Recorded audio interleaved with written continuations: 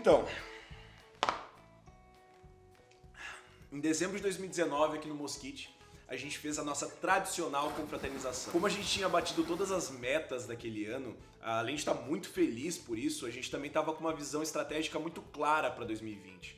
Até porque o ser humano ele tenta prever e planejar o futuro de acordo com o passado. E não me entenda mal, não é tão ruim assim montar as estratégias dessa forma, mas tem coisas que podem aparecer e ninguém prevê. Pelo menos eu não sabia.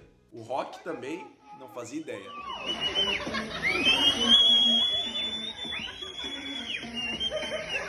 O Celso, então... Meu grande amigo! A nossa grávida de Taubaté, a Alê, também não fazia a menor ideia. A Thalita e o Pita, bom, eu acho que pela cara deles, talvez eles desconfiassem um pouco. Aí então, em março de 2020, entra a pandemia de Covid-19 e o Brasil começa a entrar em lockdown. Maranhão é o primeiro estado do país a entrar no lockdown. O Brasil tem hoje 36.599 casos de coronavírus. Pelo menos 4 cidades expediram decretos municipais, próprios. A média de casos aumenta a cada dia e os hospitais... A pandemia do novo coronavírus provocou o fechamento definitivo de 500 mil de empresas no Brasil. São 522 mil negócios, a maioria de pequeno porte e do setor de serviços. O melhor remédio é ouvir a voz da ciência. Palmeira do Piauí, Ambientes Bom Jesus, na região do Janela Gurgueia, aberta, sempre de olho no abraço. Para você ter uma dimensão, sempre olho no abraço.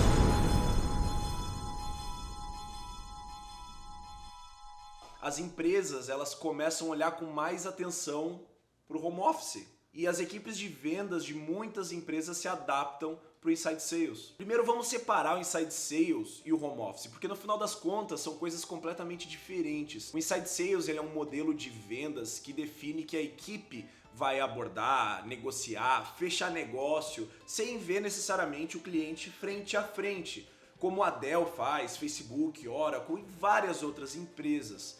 Já o home office é fazer isso também, só que com cada vendedor na sua residência, no final das contas.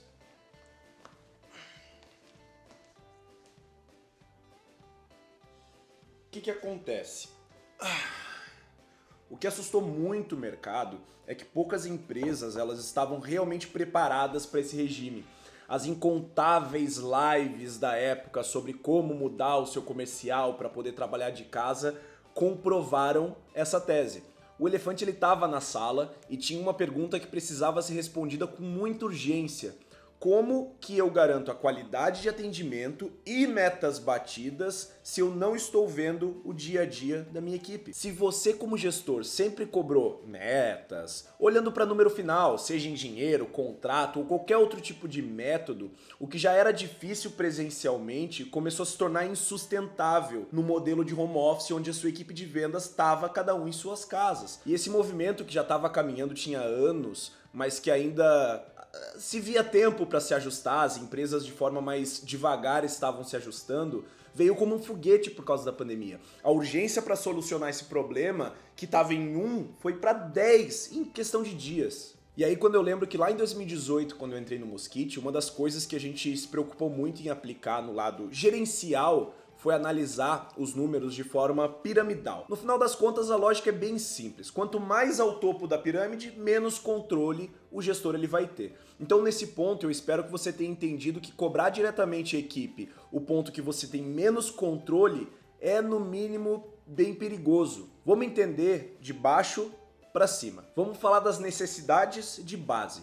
Você precisa fornecer para o seu vendedor ou vendedora tudo o que for necessário para essa pessoa conseguir desempenhar. Isso vai ser computador, headphone, meio para fazer ligação, CRM, ferramentas, materiais e um outro ponto muito importante, uma fonte de leads.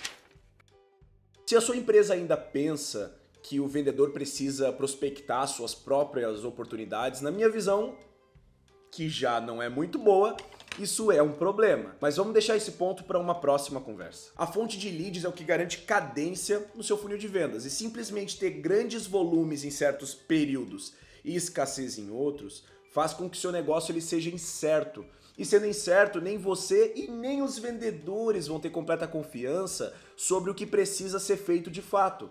A palavra previsível já está bem difundida, então eu não vou ficar advogando a favor disso e acho que o vídeo ele não é para isso. Mas só para deixar um pouquinho mais claro algumas coisas. Pensa que sua equipe comercial é como se fosse um cano, que é de onde surge o termo pipe mesmo. E quanto mais largo é esse cano, mais fluxo de água ele consegue transportar. Se do nada o fluxo de água aumenta muito, a primeira coisa que a gente pensa é: não posso desperdiçar essa água toda, então vou deixar esse cano mais largo, ou seja, vou aumentar minha equipe, né, normalmente. Isso não seria uma ideia ruim caso esse fluxo ele continuasse disso para cima, mas o grande problema mesmo é quando a água ela fica escassa. E fica escassa por muito tempo e acaba se mantendo desse jeito. No fim das contas, você criou uma estrutura maior do que deveria, a sua equipe ela vai ficar incerta sobre os insumos que eles possuem para bater meta, ficando desmotivados, normal, e você vendo que tá tudo isso acontecendo com um custo maior do que deveria também, e começa a cobrar com mais força para que todo mundo bata a sua meta, e isso vira uma bola de neve que vai crescer de uma forma completamente descontrolada. Então sim, fontes de leads estáveis e previsíveis são de interesse e responsabilidade da empresa. Agora vamos pular para as atividades de e-mail. Você não controla a meta, mas sim o que é necessário fazer para, em tese, alcançar essa meta. Aí então a gente chega no ponto central da nossa pirâmide, que é auxiliar a equipe a se manter dentro dos padrões de volume e de qualidade durante todo o processo no funil.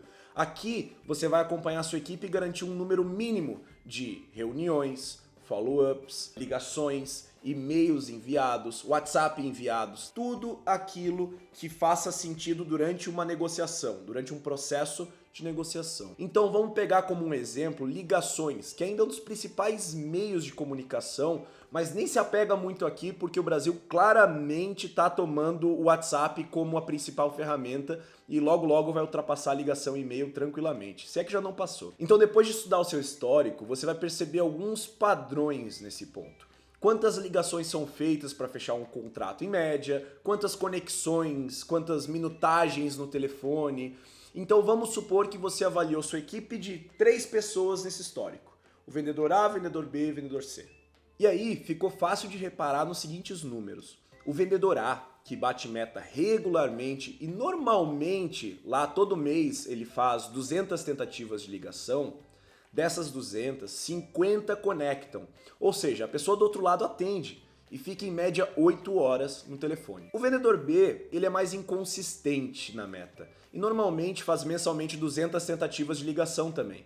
Dessas, 50 conectam, ou seja, a pessoa do outro lado também atende, só que ele fica em média 4 horas no telefone. Já o vendedor C, que também é mais inconsistente na meta e normalmente todo mês ali faz 100 tentativas de ligação, dessas 25 conectam, ou seja, a pessoa do outro lado atende e fica em média 4 horas no telefone. Vamos fazer então aquele cálculo da escola agora, que a gente descarta todas as variáveis de atrito, ou se o tempo é de sol, ou se o tempo é de chuva, mas eu só quero deixar claro que na vida real você deve colocar todos os outros pontos em destaque também, como por exemplo a quantidade de leads que cada um recebeu. Mas imaginando que todos eles possuem as mesmas necessidades de base que a gente acabou de falar atendidas, vamos seguir nessa lógica. Vamos trabalhar de forma diferente com cada um desses vendedores.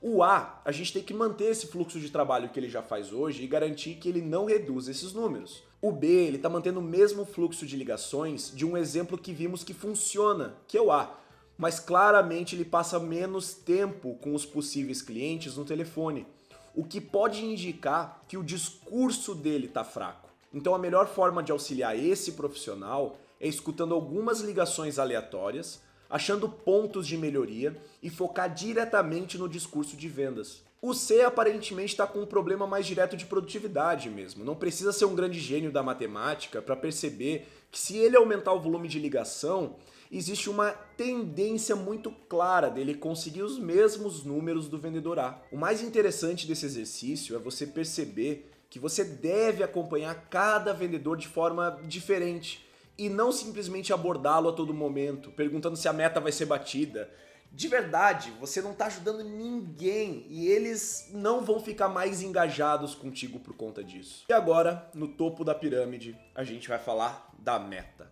Essa aqui é consequência. A meta ela é sempre consequência dos pontos abaixo da pirâmide. Então, olhando para uma mediana, se sua equipe de venda ela recebe o que é necessário na base e você entende as diferenças de cada um dos profissionais nas atividades diárias, de fato, isso vai ajudar a desenvolver a tua equipe para conseguir bater metas com êxito.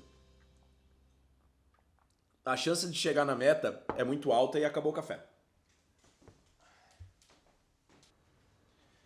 Então, voltando ao ponto de diferenciar o que é inside sales, de home office, no Mosquite, mesmo quando a gente não fazia ideia sobre o que estava para acontecer em termos pandêmicos no mundo e tudo mais, a gente já tinha uma estrutura de inside sales que funcionava muito bem. E mesmo estando todo mundo na mesma sala, do mesmo prédio, da mesma cidade. Quando o primeiro lockdown virou realidade, demorou literalmente um dia para que a gente pudesse fazer essa mudança provisória. E depois alguns meses para a gente ter total segurança que esse modelo era estável para a gente. Hoje cada pessoa da equipe trabalha da sua casa. As nossas ferramentas e processos nos dão segurança que as coisas vão funcionar do jeito que elas devem funcionar. E principalmente que estão lá para auxiliar as pessoas. Pessoas, uma equipe, ela é feita de pessoas. Quando a sua empresa tem maturidade para construir uma estrutura que permite que essas pessoas possam dar o seu melhor, seja em casa, seja no escritório, seja numa casinha de sapê, como dizia o poeta, todo mundo sai ganhando. Eu sinto muita saudade de trabalhar na mesma sala que todo mundo, onde tinha aquela gritaria toda do comercial e toda aquela farra, mas para efeitos práticos, hoje a gente consegue ser muito eficiente, mesmo estando distantes. E além disso, felizes com o trabalho que a gente tem feito e que está acontecendo. Mesmo passando disso, para isso.